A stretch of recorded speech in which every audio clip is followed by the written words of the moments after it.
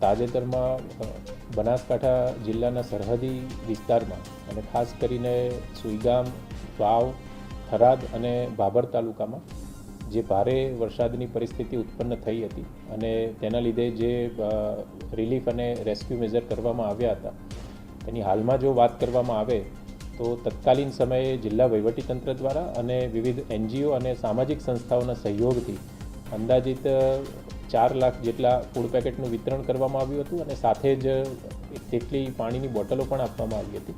આ ઉપરાંત 19,000 જેટલી વિવિધ જીવન જરૂરી ચીજ વસ્તુઓ ધરાવતી રાશન કીટ પણ આપવામાં આવેલી હતી.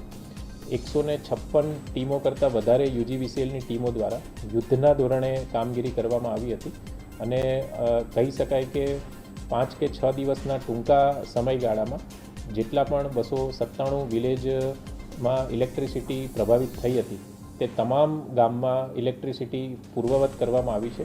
આ ઉપરાંત ફક્ત જ્યોતિર્ગામ નહીં, એગ્રીકલ્ચર ફીડર પણ જે પ્રભાવિત થયા હતા તેમાં પણ વીજળીનો પુરવઠો 100% કાર્યરત કરી દેવામાં આવ્યો છે.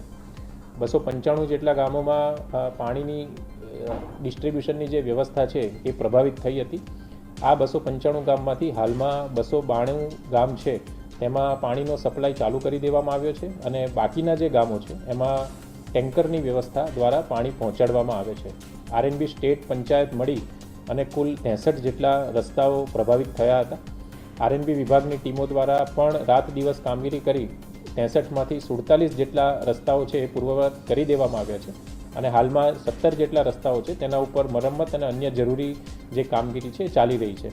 કુલ 143 જેટલી માધ્યમિક શાળાઓ પ્રભાવિત થઈ હતી, જેમાંથી 140 શાળાઓમાં રાબેતા મુજબ શિક્ષણની કામગીરી શરૂ કરી દેવામાં આવી છે.